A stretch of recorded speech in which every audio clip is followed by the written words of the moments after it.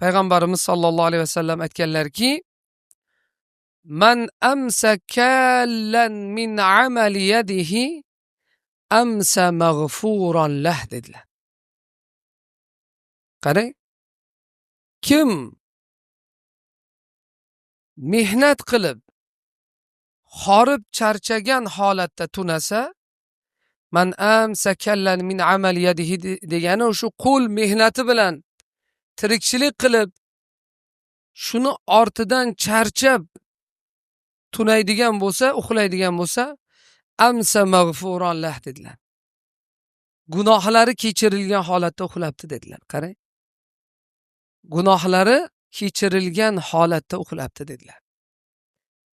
Albatta, kasbli kishi kasbini ortidan katta bir charchoqga ega bo'ladi-da, ya'ni. Kuni bilan ishlagandan keyin kechasi xuftonni o'qib uxlab qoladi.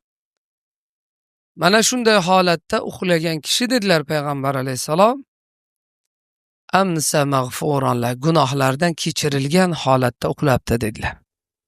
Demak, tirikchilik maqsadida qilingan sa'y-harakatlar samarasiz ketmas ekan. Ya'ni kasb-kor bilan mashg'ul bo'lgan kishi hech qachon mahzun bo'lmasinki, toat ibodatimga ko'p vaqt ajrata olmayapman, faqat vaqtim shunga ketib qolyapti deya mahzun bo'lmasin. Agar u farzlarni vaqtida ado etib, qolgan vaqtida mana shu kasb bilan mashg'ul bo'lar ekan, shuni o'zi ham uni gunohlariga kafforat bo'lar ekan.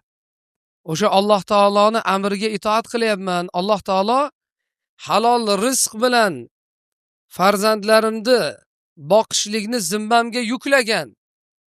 Ana shu Allohning buyrug'ini bajaryapman degan niyat bilan kasbda mashg'ul bo'lar ekanmiz, albatta ulug' ajrlarni, savoblarni qo'lga kiritar ekanmiz.